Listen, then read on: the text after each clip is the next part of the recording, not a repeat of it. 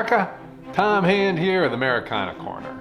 Today we're discussing the British invasion of Ohio. Following the American disaster at Frenchtown, General William Henry Harrison gathered another force to turn the tide in the West. In February 1813, Harrison tasked Major Eleazer Wood, an early graduate of West Point, to construct Fort Meigs on the banks of the Maumee River.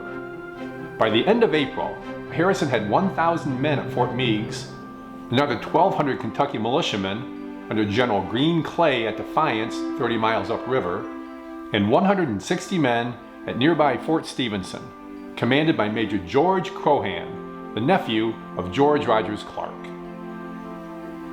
On May 1st, a British army including 1,000 regulars and militia under General Henry Proctor and 1,500 Indians led by Tecumseh initiated a siege of Fort Meigs. After pounding the fort with artillery for 4 days, Proctor sent in a demand that Harrison surrender the fort or face the consequences. But old Tippecanoe was made of stiffer stuff than most and informed Proctor that he would never have the post surrendered on any terms. On May 5th, General Clay arrived with reinforcements and ordered Colonel William Dudley and 800 men to capture and spike the British cannons and then retreat into Fort Meigs. Dudley's Kentuckians carried out the mission in short order, but enthusiasm got the better of them, and they raced after the retreating British straight into an Indian ambush.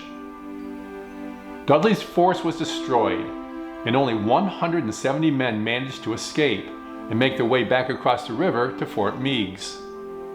The remaining 630 soldiers were either killed or captured, including Colonel Dudley, who was killed and mutilated by the Indians.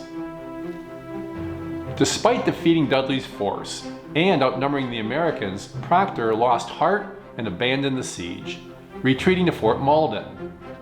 But he returned to Fort Meigs in July with a larger force, including 400 regulars and 3,000 Indians. After failing to lure the Americans from the safety of the fort, Proctor called off the attack and took his force up the Sandusky River to Fort Stephenson, which appeared to be an easier target. Proctor opened his bombardment on July 31st, and the next afternoon British regulars from the 41st Regiment assaulted the walls. But Major Croghan loaded his 1 6-pound cannon with grape shot and used it with great effect.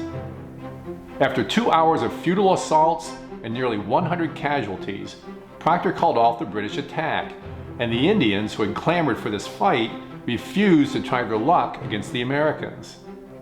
Later that night, Proctor again returned to Fort Malden, ending the last attempt by the British to invade American soil from Upper Canada.